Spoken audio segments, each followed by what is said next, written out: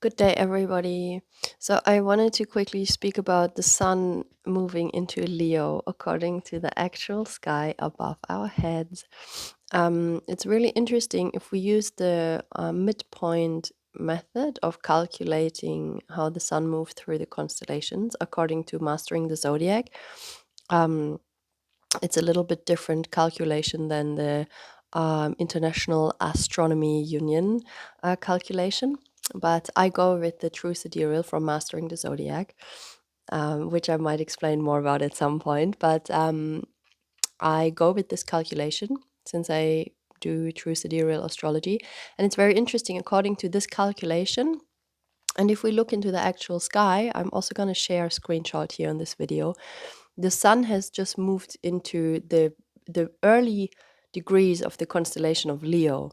So once again, in tropical astrology, it is said that the sun has already been in Leo since like 21st of July or something like that, or 22nd. But it's actually just now moving into Leo. Like according to midpoint method of mastering the zodiac, it was on the 7th of August.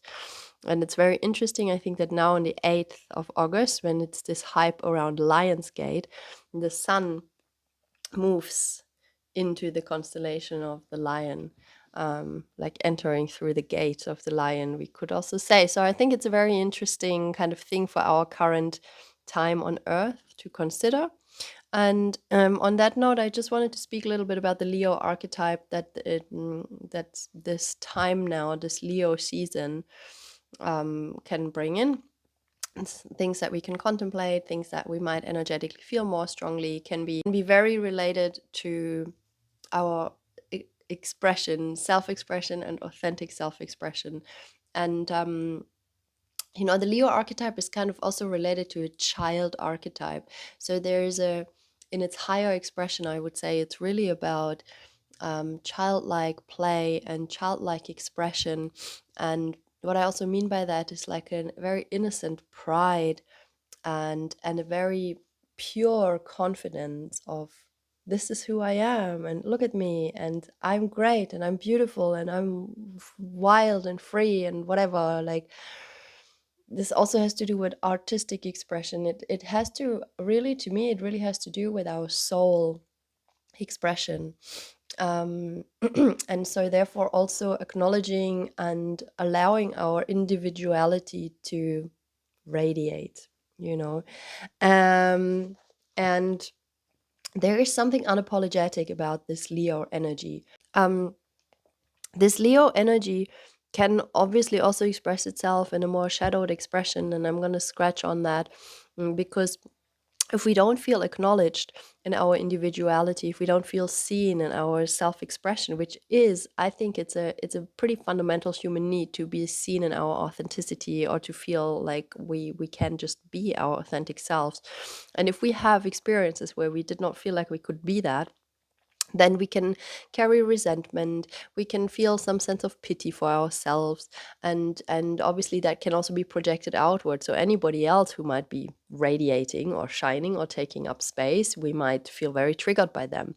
And then it's obviously very subtle, because like another compensatory behavior of feeling like we have been suppressing our real expression, we might be over compensating and taking up a lot of space, and doing it in a kind of little bit messy way. And that can also be a little bit of a shadow expression of Leo, that we go a little bit messy about our self-expression because we feel maybe we have been so suppressed for so long, and then we're like, have to get this out, kind of thing. And that can also obviously rub people the wrong way. Like everything can rub people the wrong way. There was something else I wanted to say. So here's something I wanted to say about authenticity as well, is with like allowing our authentic self to come to be expressed and to come to the forefront. I find it quite interesting. It can actually be that when we allow our authenticity to become more part of our expression and of our life, it can actually be a bit messy in the beginning. It can be a bit more of the chaotic, and the traumatized and the painful parts might come out more, because that is part of our authenticity as well. But then it's also about allowing beauty, and whatever beauty means, but allowing radiance and purity, or even simplicity to radiate as well, because that's authenticity as well. So I find it really interesting to check in with myself as well. Is my authenticity up to date? Have I become attached to some kind of identity that I thought is my authentic self that might actually not be my full authentic self anymore, because my self grows and evolves, and then my authenticity therefore can also change, or what it means to be authentic. So that's what I wanted to say on authenticity for this Leo phase that's going to last a little bit more than a month, into the middle of September, before the sun moves into the constellation of Virgo. So yeah, I wish everybody a nice time with all this, and have a good day.